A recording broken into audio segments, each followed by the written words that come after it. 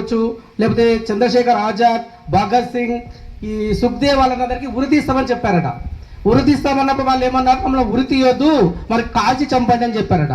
వాళ్ళందరూ కూడా ఆశ్చర్యపోయారు, ఏంది కాల్చి చంపమంట, ఉరెందుకు తీయొద్దంటే, ఉరి తీస్తే మా పాదాలు మా యొక్క భరతమాత నేల తాకదు, అదే కాల్చి చంపితే మేము భరతమాతను ముద్దాడుతూ ఆ భరతమాత ఒడిలో నిద్రపోతామని చెప్పారట.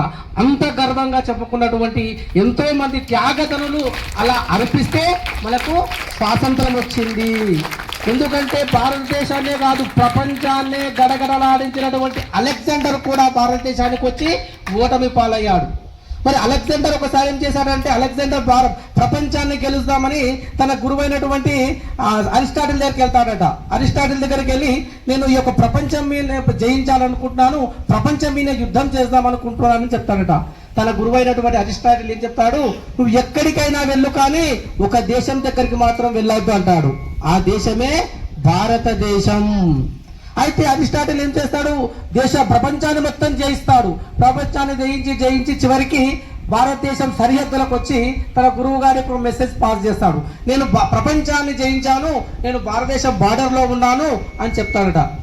అప్పుడు తన గురువు అనుకుంటాడు, ఎందుకు చెప్పినా వినలేదు వీడు, ఎందుకు వెళ్ళాడు, సరే వెళ్తే వెళ్ళావు కానీ నాకు అక్కడి నుంచి ఒక 5 వస్తువులు తీసుకురామని చెప్పాడట. అక్కడ నుండి భారతదేశం నుంచి నువ్వు వెళితే నా గురుదక్షిణగా ఏం తీసుకురావాలా, 5 వస్తువులు తీసుకురావాలా.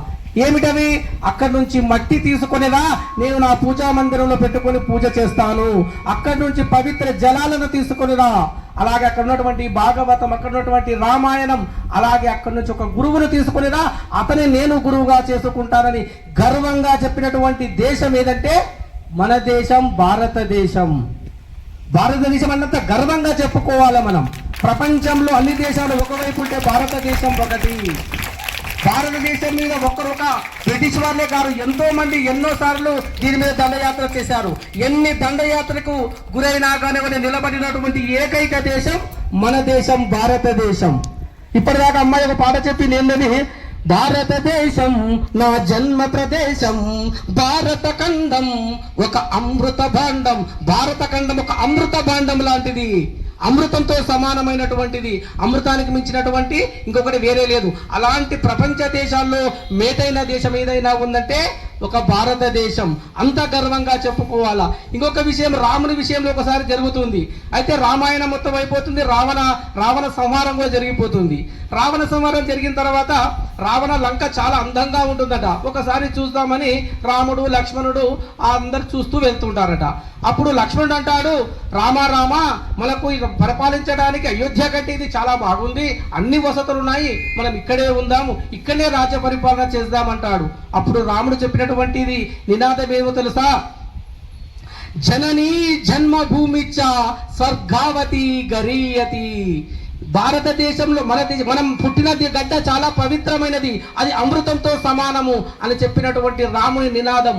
అలాగే మనము కూడా ఎక్కడికి వెళ్ళినా, ఏ దేశమేగినా ఎందుకాలిడినా పొగడరాని తల్లి భూమి భారతిని నిలపరాని జాతి నిండు గౌరవము. అలా మనము చాలా ధైర్యంగా చెప్పుకోవాలి, గర్వంగా చెప్పుకోవాలా, నా భారతదేశం ఇది, నా భారతదేశం గొప్పతనం ఇది, నేను ఎక్కడున్నా భారతీయుణ్ణి అని చెప్పుకోవాలా. అలాంటి దేశంలో పుట్టాము కాబట్టి మనం కూడా ఈరోజు పౌరులు, నేటి బాలలే రేపటి పౌరులు.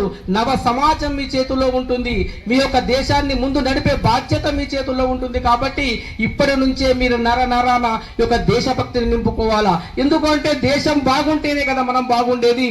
దేశం విచ్ఛిన్నమైతే మనం కూడా విచ్ఛిన్నమవుతాము.